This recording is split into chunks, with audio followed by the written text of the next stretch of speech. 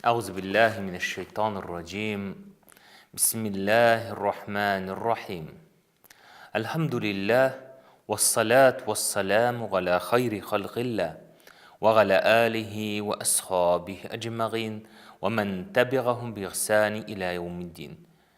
Biz sizin bilen İmam Nevavi'nin 40 hadis kitabından hadisler okunu devam ederiz. Bugün ise 18. hadis. Bismillahirrahmanirrahim. An Ebi Zerrin Cundub ibn Cunadete ve Ebi Abdurrahman Muğaz ibn Cebelin radıyallahu anhuma an Resulillahi sallallahu aleyhi ve sellem kal ittaqillâhe haysuma kunte ve etbiğu seyyiâtel hasenâte temhûha ve khâliqin nâse bi khuluqin hasenin. Ravahu Tirmizi.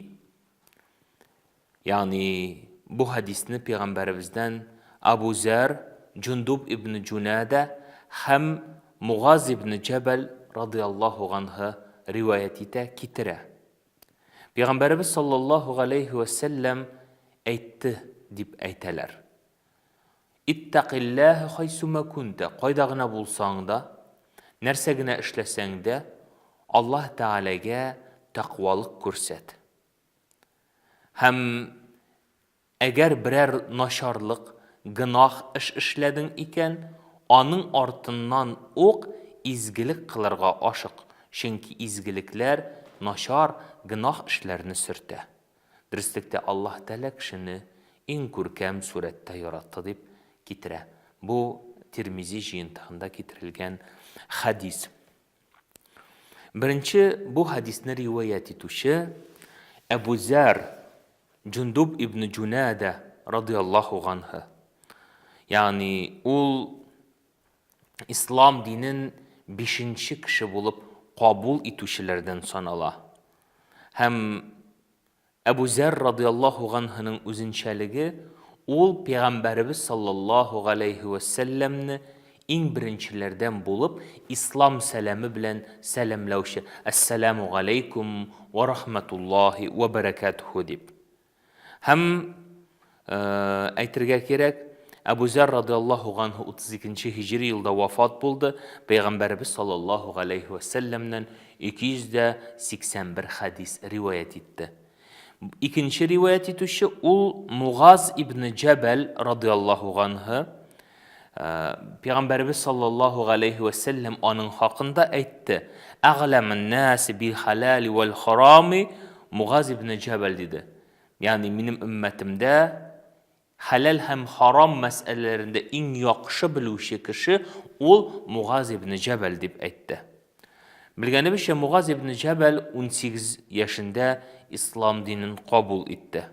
Peygamberimiz sallallahu aleyhi ve sellem bilen Gaqabadagi beygatta hem de indi Peygamberimiz sallallahu aleyhi ve sellem katnaşkan bütün soğuşlarda da katnaştı.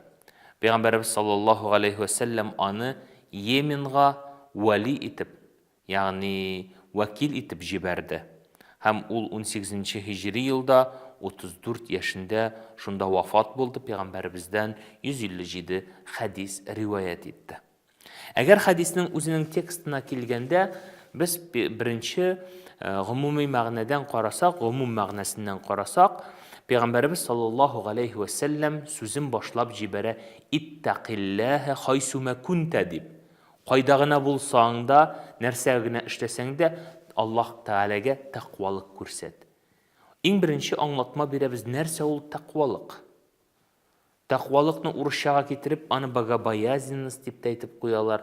Yaki başka türlü de. Ama da lakin takvalıkның düşüncesi öz işine nerse ala.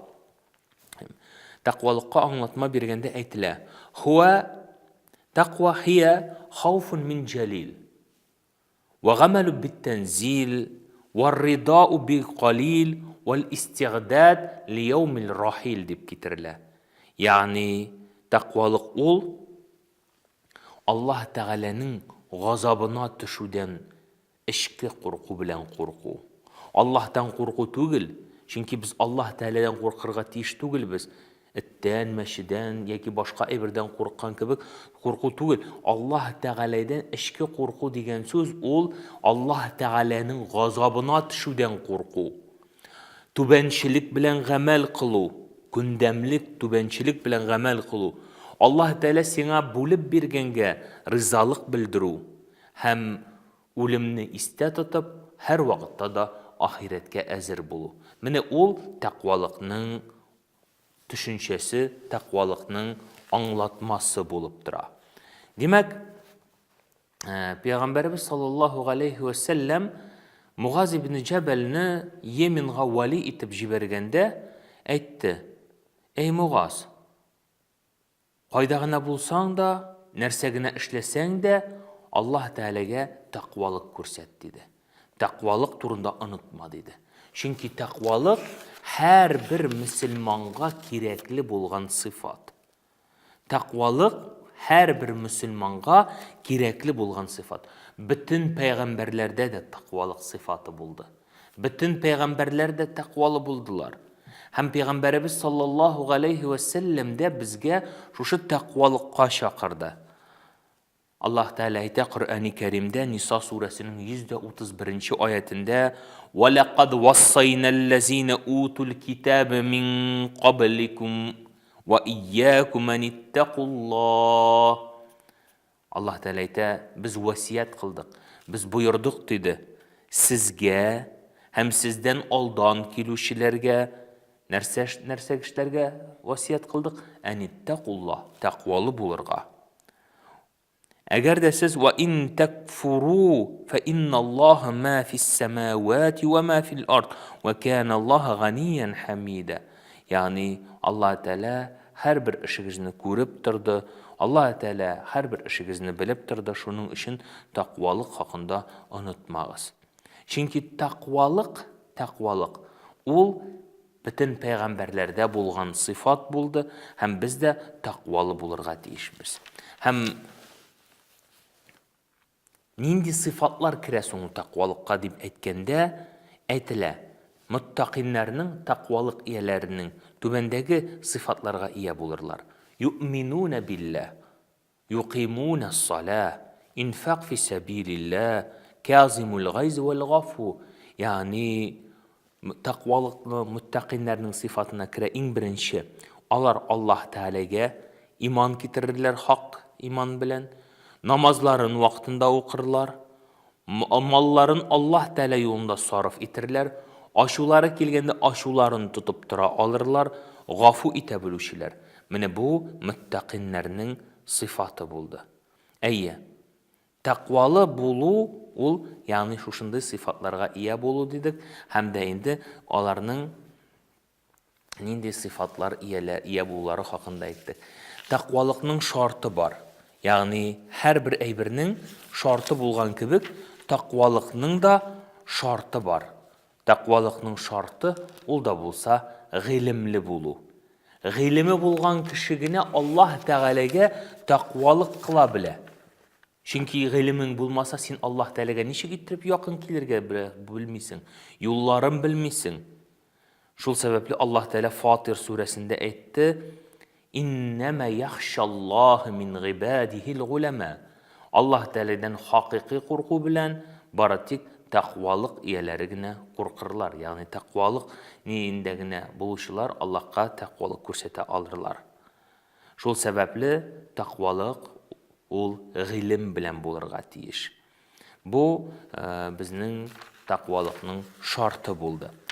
Аллаһ Субханаһу ва Тәгалә Коръәни Кәримдә Бакара сүрәсенең 177 аятында хакыйкый тақвалык хакында әйтә. Лейсал бирру ан туалlu уҗухакум қибала ал-машриқи вал-магриби.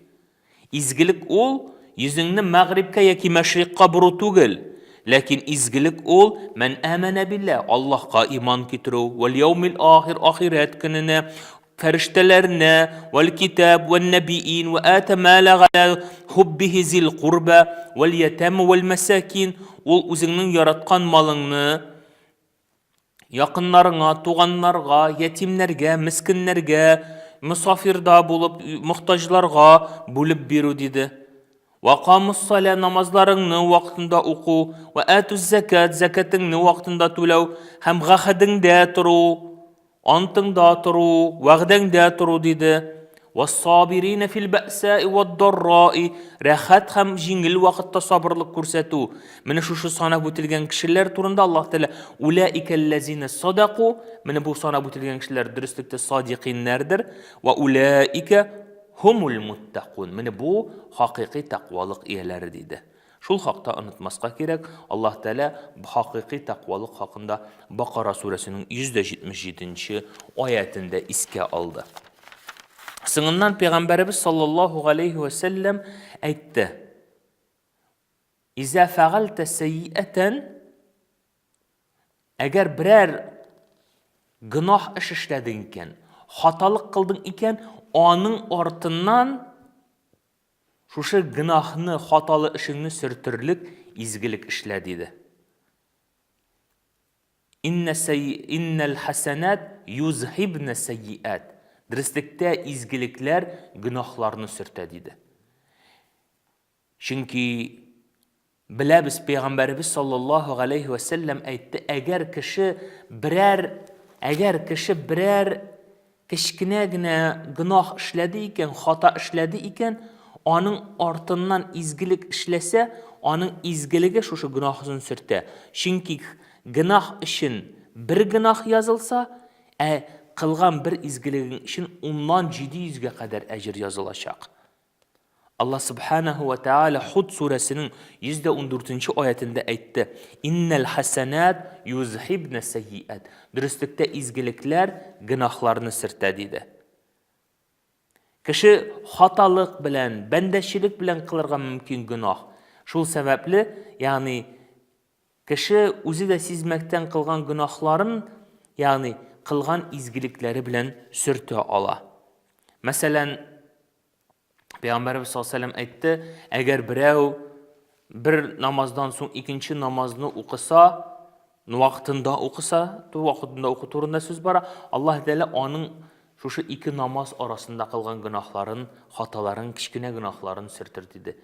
Әгәр инде ул җумганы укып, икенче җумганда килсә, Аллаһ Тәала аның ике җумга арасында кылган гынахларын гафу кылыр.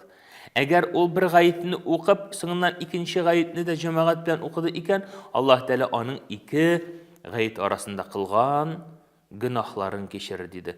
Бездә бит беләбез, кайбер кешеләр бары тик гаеткә генә киләләр. Менә шушы хәдискә таянып тор инде. Ләкин монда иң беренче намаздан соң, бер фарыз намаздан соң икенче фарыз намаз турында сүз барганын онытмаска кирәк. Иң беренче башта шушы фарызлар, аннары җумгалар, аннары гаетләр. Аллаһ Тәала иншаллаһ Тәала гынахларны кечерер. Шулай ук Пәйгамбәрбез саллаллаһу алейхи ва саллямның хадисен искә төшерәсем килә. Ала адуллукум гала ма ямхуллаһу бихил хатая ва ярфагу бихи дараҗат. Пәйгамбәрбез саллаллаһу алейхи ва саллям әйтте сахабаларына: "Сезгә хәбәр биримме шундый гамәл хакында, әгәр сез эшләсәгез аны, Аллаһ Тәала сезнең хаталарыгызны сөртер, гынахларыгызны сөртер, дәрәҗәләрегезне күтәрер" диде. Калу бәла я Расулуллаһ, әлбәттә я Расулуллаһ диде. Һәм Пәйгамбәр саллаллаһу алейхи ва саллям әйтте: "Исбагул уду галал макарих ва касратул хата'i илал масаҗид ва интизарус салат бa'да ас-салат" диде.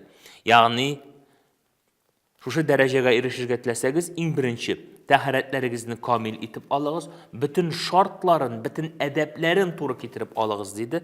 Соңыннан мәчетләргә, намазга еш йөрегез диде. Өченчесе, бер намаздан соң икенче намазны көтеп торыгыз, то есть намазларыгызны вакытында укыгыз диде. Әйе, безнең кичкенә гынахлар изгелекләр белән сөртелергә мөмкин. Ләкин зур гынахларга килгән очракта алар изгелекләре белән генә сөртелми. Аларга тәүбә кылу кирәк. Тәүбә кылу. Ягъни, әгәр кеше үзенең хатасын, гынахсын таныды икән, ул шушының кылган гынахысы өчен үкенеп, башка моны эшләмим дип, Аллаһ Тәаләдән гафу истигъфар сораса, Аллаһ Тәала иншаллаһ Тәала анысын да гафу кылыр. Чөнки Аллаһ Тәала әйтә: "Ва инни лагаффарун лиман таба ва амана ва гамила салихан". Аллаһ Тәала әйтә Таха сүрәсендә 82 ayetinde dürüstlükten min diye Allah Teala hiç şeksiz gafu itermin. Kimni? Kim tevbe kıla. Hem iman getirip izgilikler kıla dedi. Benim bu haktan unutmasqa gerek. Eğer indi tevbenin şartı var biteli. Eğer de o günahında kılgan günahta senin kişi hakkı var iken onu qaytarı gerek. Eğer seni cebirledin iken gafu sorav, urlagan iken onun eybirin qaytarı. Şu vakitte Allah Teala hiç şeksiz inşallah Teala hatalarımızı, günahlarımızı geçirir. Demek ikinci mesele eğer de kişi günah işledi iken onun artından bu günahını sürtürülük izgilik işlerge aşığırga deyir. Sığından Peygamberimiz sallallahu aleyhi ve sellem aytib qoya: "Ve haliqin nasi bi huluqin hasanin." Dürüstlükte Allah Teala kişini en görkem itip yarattı dedi. Görkem huluqlu itip yarattı. Yani Peygamberimiz sallallahu aleyhi ve sellem meni bu gamellerini yani kişinin günahlarını tanığı hem de indi şuşunu özgertü işin bütün kişinin tırışlığın koyu, izgilik kılı ol anı görkem huluq bilen beyledi. Görkem huluq bilen Peygamberimiz sallallahu aleyhi ve sellem beyledi. Çünkü Peygamberimiz sallallahu aleyhi ve sellem ayta idi dürüstlükte benim kilivim innema bugistu liutemmime makarimul ahlak diye aytaydı. Yani benim bu peygamberligimnin kilivi sizning hem özübizning ahlaklarımızını, huluqlarımızını yaxşırtу için. Çünkü hayrukum ahsanukum hulqan deb aytdı. Sizning eng hayırligiz görkem huluqlığınız deb aytaydı. Görkem huluq ol her bir musulmonda bulurga tiyishli amal. Eğer yok iken demek biz onu buldurga tiyishmiz, kesip iterge tiyishmiz. Çünkü Peygamberimiz sallallahu aleyhi ve sellem sahabelerine yiş aytaydı, ahlaklarınızı yaxşırtığız deyip. Hem bu ahlak örneği bulup bizge Peygamberimiz sallallahu aleyhi ve sellem tıra. لَقَدْ كَانَ لَكُمْ فِي رَسُولِ اللّٰهِ اُسْوَةٌ حَسَنَةٌ. Ol Peygamber örneğinde sizge körkem huluq iyesi buldu dedi. Çünkü Peygamber sallallahu aleyhi ve sellem اِنَّكَ لَغَلَ خُلُقٍ غَزِيمٍ. Allah Teala ayta Peygamberge sen en yugarı ahlak iyesi deyip ayta idi. Şol sebeple görkem huluqqa ne kire degende Peygamberimiz sallallahu aleyhi ve sellem'nin hadislerin jiganda aytırga kerek, yani en birincisi görkem huluqqa kire, ol da bolsa kişiler turunda her vaqtda da yaxşı uylaw hem kişilerge izgilik tilew. Mümkün kadar alarga izgilik tilew. Yaqtı yes көрсәту, матур сүз сөйләү, йылмаю, гафу итә белүчәнлек, һәм дә инде тугрылык. Булар барысы да күркәм хулыкка керә торган сыйфатлар. Пәйгамбәрбез саллаллаһу алейхи ва саллям шул рәвешле бу хадисе белән әйтергә тели. Камил иманлык сыйфаты булып, ул күркәм хулык тора. Kamil imanlıqның sıfatı bulup, o görkem huluq tura. Görkem huluqlı kişi her vakitte da başkalarga izgilik kılır, bir qaşanda naşarlık kılmaz, taqvalık görsetir, taqvalığın görsetir, hem ne işler, hem en mühimi ol da bolsa, Peygamberimiz sallallahu aleyhi ve sellem aytdı, hatağını tanıp, düzelirge aşağı dedi. Aqulu qawlu haza ve estağfirullahal azim ve li sairil cemaatil muslimin hadirin.